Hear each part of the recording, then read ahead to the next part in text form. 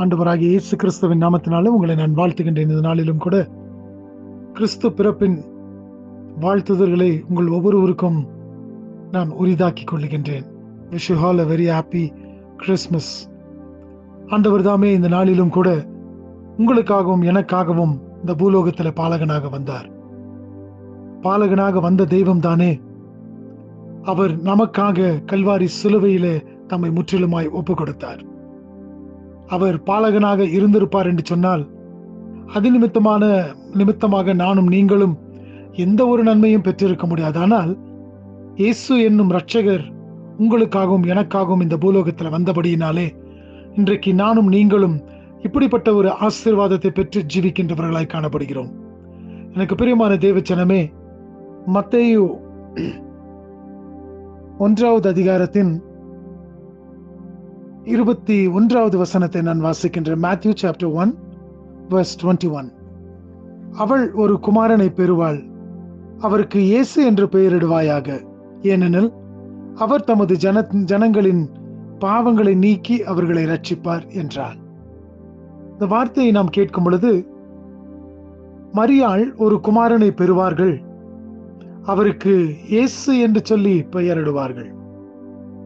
இயேசு என்று சொன்னால் தம்முடைய ஜனங்களின் பாவத்தை நீக்கி ரட்சிக்கின்ற ஒரு தேவன்.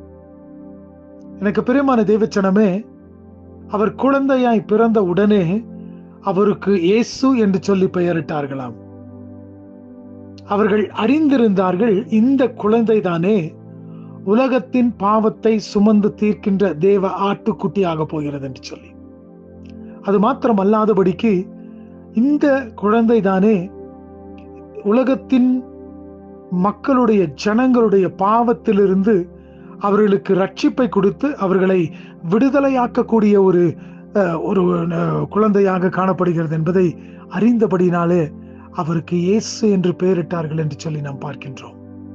அருமையான தேவச்சனமே, இந்த இயேசு இரட்சகரனுடைய பிறந்த நாளை தான் இன்றைக்கு நாம் அனுசரித்துக் கொண்டிருக்கின்றோம். இந்த நாளிலே நானும் நீங்களும் அவர் நிமித்தமாய் அந்த பாவ மன்னிப்பின் நிச்சயத்தை பெற்றவர்களாய் நாம் இருக்கின்றோமா?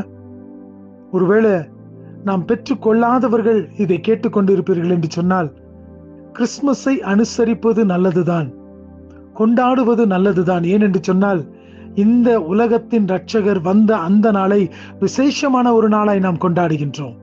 ஆனால் அந்த இரட்சகர் என்ன காரணத்தோடு கூட இந்த பூலோகத்தில் வந்தாரோ அந்த காரணம் என்னுடைய குடும்பத்திலே, என்னுடைய பிள்ளைகளுடைய வாழ்க்கையிலே நிறைவேற்றப்பட்டதாய் காணப்படுகிறதா?